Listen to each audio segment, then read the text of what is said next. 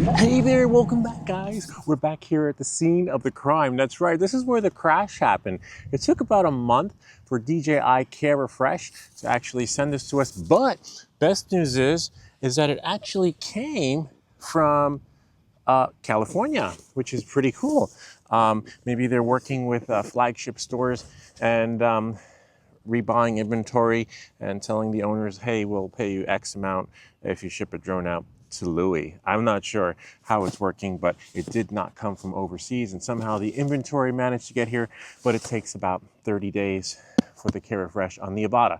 I can't say what the timeline will be for other drones. I was a little bit nervous, a little bit skeptical. I thought I was never going to see it again. I thought they were just going to get a refund or a credit, but no. So without any further ado, let's get started. This is going to be the unboxing to see what we actually got and what they sent us. They also sent us right here the replacement battery because we crashed right over there in the water. The drone was glitching out. It wasn't pilot error. If you go back and see the video, you'll see that a lot of you guys said I should have shut the drone off, turn it on, let it reset, and get all the hiccups out. But I thought it would just self-correct because I've been here many times. I can fly here, but I can't fly here. So it all depends on the interference. So that's one of the other things that the simulators are great, but nothing beats the real world. So, without any further ado, like I said, let's get started because we're going to test it out. This will probably just be the unboxing video to see what we get. It's a little bit windier today. But again, when you get interference with your drone, change the frequency / channel, or like one of our other viewers / subscribers says, shut it off and turn it on again. And that should bring things back to normal. There is no self-correct. The only self-correct is going to be it landing in there and you cashing in on Care Refresh. It does say fragile, the side up, probably because there's a gimbal in there. But come, let's check it out and see what's inside. All right, so we got the intelligent battery, which looks really good. Thankfully, they sent this to us. It looks smaller in the packaging and bigger when inside of your drone. But there we go. Brand new one since it fell in the water. It actually got corroded and exploded. And, oh, wow, nice. That's what we got here. Just watch out for sand. Most likely this will go back into its charging case. I don't know how many bars we got. Completely dead. So we're not going to be able to fly it yet. So we'll charge that, let that charge, and hopefully that works out really well. So even just to get the battery alone, they both came the same day. It took 30 days, which is fine. I could live with the timeline, but a lot of you guys are worried about whether or not you're going to get your stuff. Now, for the moment of truth. What did it say? Oh, this one came from, Cerritos, California. As you can see here. Cerritos. Kind of neat, huh? All right, and then I didn't bring my stuff with me, but it's okay. You can just press down and pull from the side if you don't have any cutters. There we are. And then now, dun dun dun. Sweet. I wonder if it's a refurbished, but even if it is refurbished, it's okay. The other box came with a little card. I must have left it in the car. I don't need this. Whoops. Well, I can put this on the side. There we go. Sweet. Drone only. Double tape, bubble wrap. Look at that. All right. Come on, you got this. Oh, yay, we're back in business. Sweet. Today's really windy, though. Not sure if we're going to get much flying out of today's weather, but at least we get the unboxing. So, highly recommend updating it. There's our serial number. Just tells you, just checking out the boxing because I'm just curious if anything's changed between now and then. Actually, yeah, because the last time we had done Care Refresh when we actually crashed the drone. Last time we crashed it due to pilot error. This time it was due to the software glitching out. The box was bigger. It came in a bigger box. But this one says drone only. Kind of neat because you can fit a lot of these on a pallet and in a box. So, hopefully they have some coming in through the back door in the country. All right, let's see what I'm going to peel off that tape there. our sealer, our safety sealer. Let's see what we got in there. We can.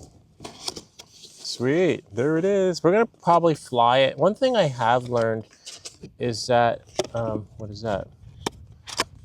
Is that you really don't need, I would highly recommend the Kendo No prop guards, but the one that goes in the front doesn't really do justice, the gimbal protector, because most likely when you crash, it's gonna do more damage than protecting. I think it's more for the aesthetics to make things look really, really beautiful. And beautiful day at the beach. Speaking of beautiful, great day to fly a kite. Don't recommend it for droning because, well, we'll check the AirAware app and see what it says. Wow, oh, look at that. It looks a little bit darker. Looks like it's a darker, before the other gray was lighter, unless it's the lighting. Let me see my sunglasses. Oh yeah, it's my sunglasses. Do not touch the air intake to avoid burns. Interesting, I've never seen that before. I've never actually touched that. But even before we fly, we got to register it with the FAA, pay that $5 fee. So again, it's just going to be unboxing and updating. I'll update it and I'll come back to the beach. Really nice. And definitely going to put the UV protector back on there. Really nice. Look at that. The sensors are right there. We're gonna do a flight with everything stock.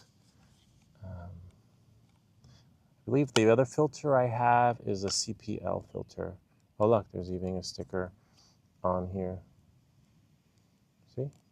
I'll leave it on for now because I'm not sure. I'm not going to put the CPL filter on yet, but I will when we do our first maiden flight. Look at that.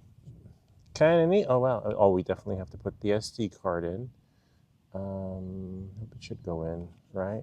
We can get some of the basics back on here.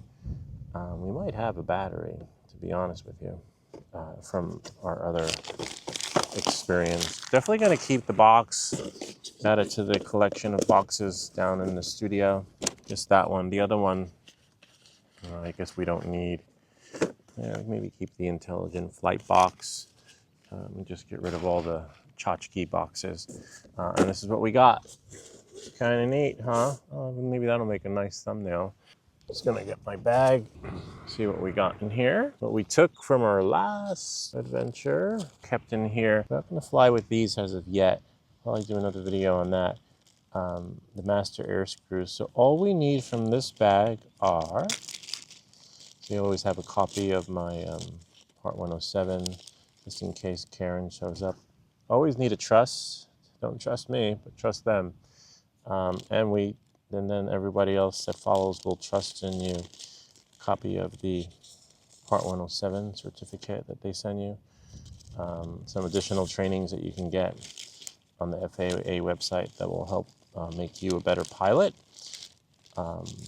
It never stops. That's why you have to renew every 2 years. All right, let's see what we got in here.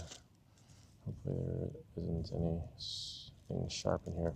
So for sure, I'm gonna do this. You may, hopefully it doesn't ask you to calibrate the gimbal. If it does and you get an error up to about 60%, just take the, take this off, okay? And then put it back on again. This one is a CPL filter. So we're just gonna wipe it. Hopefully it's still good. If it's not, you can always order another one, but if it's not, just use it in the meantime until you can get another one, because preventative is always cheaper than damage control. And for me, it's more about the flight, you know, and the footage comes after, and more about the experience of like, oh, it's a really cool flight. And then I, upload the video to share with you guys, but I really am into the submersive experience. Like, just, it feels like you're in the cockpit. This is a CPL filter, in case you're wondering what's going on here. And then now, there's a lot of sand everywhere, so I guess we can put it down cautiously. It's really windy, So hopefully it won't blow away. That's how, but once you put the CPL filter on, you will not be able to put this back on, which is fine. I don't mind that. It doesn't, impede my experience because everything fits back into the bag. And then this, again, if it asks you to calibrate in the beginning, just take that off if it only makes it to 60%. And I believe that's it. Then I have to get a little tape and sticker right after we register the drone to put that on here. Now, if you plan to do an unboxing video and want to do a flight right beforehand, just take the serial number from there, register it, and then you can have a streamlined unboxing video. Excuse me. So yeah, that works like that, but that's fine. I'm in no hurry. I've been a month without the drone, so I'm more intrigued. I'm a little bit nervous, to be honest with you. I'm like, do I fly? Do I not fly? I could see some little, looks like the CPL filter could use a little cleanup. I'm going to use this cloth right here, but I want to put it in. Too bad you can't register with the FAA through the DJI app, but yeah, no, that's not happening. So we're just going to clean that off. Clean that. Whoops. Remember, make sure there are no grits of sand because that will definitely ruin the whole experience for you and scratch your lens. All right, so now that's going to go back on. And then let's see. All right, put this back in there. Never put your wiping cloth down where the drone is, because wind will blow little specks of dust into areas that you don't want. Okay. Always have some extra props in case. Oh wow, I'm not sure what these are. Oh, this must be to the Neo. We actually got rid of the Neo. Yeah, and then we have extra props just in case. But we shouldn't need them here. But again, it's really windy, so we're not gonna fly it as of yet. So we're just gonna update it. Let me just check my phone. All right, so we're just gonna go to, unlock our phone, go to Dronecast, see what the weather is like. 10:01. It says fine, wind gusts at 22 miles per hour. We'll do the hour breakdown. It's good. It's just I think we're probably gonna get a high wind velocity warning. We have 19, 16. Is that right? Yeah, we're here. We're here in, let's see if we can have it ping us to like where we are exactly on the map. But let's see, make sure your drone is correct though. If we go into settings and then go in, DJI Avata, see? And let's see, DJI. Because sometimes you could have, maximum threshold for the wind is 24 miles per hour, maximum temperature 40, etc. And then apply. And then we're not going to restore it. Because sometimes, let's say if you had a Mavic 4 in here, or whichever drone, and you're flying something smaller, like a little Cinewhoop, and it definitely won't be able to manage the wind thresholds. But this app sort of helps you and guides you in that direction. I'll just put that in favorites, but I wanted to pinpoint me again. There's not a lot of reception over here, but it's still pretty good. And then, it looks like we are good to go. But we can't go because, again, we need to register with the FAA, charge the battery, but we can turn it on. We just can't fly it. And always label your batteries too. So you have, for me, battery 3 and battery 2. We lost battery 1. So let's see what we have here. Because if we have some juice, 3 bar. And then this one has, like almost 3 bars. But you always want your batteries to be at 100%. So that's pretty much it for now. Let's update everything and come back.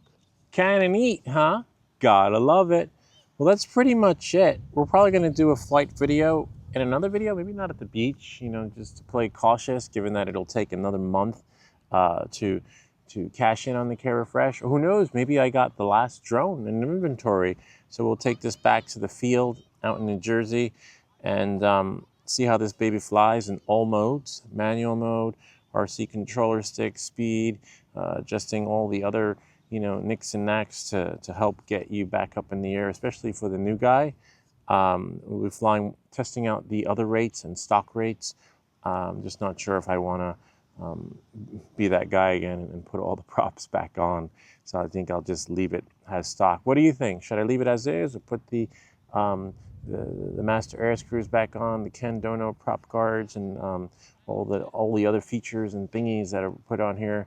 I don't know. I might put. Well, I have to put the. We'll do a night flight with the lights that were sent to us from the Vi flight, but that, it's pretty much, it's going to be a tactical flight, which will be low to the ground. And so we'll have to put that thing back on here, right? But we'll use a Velcro because it actually is hard to get off. That's pretty much it. Anyway, I hope this video helped you. If you have any comments or questions, feel free to leave them down below, or ideas for other videos. Remember to like and subscribe, and we'll see you all next time.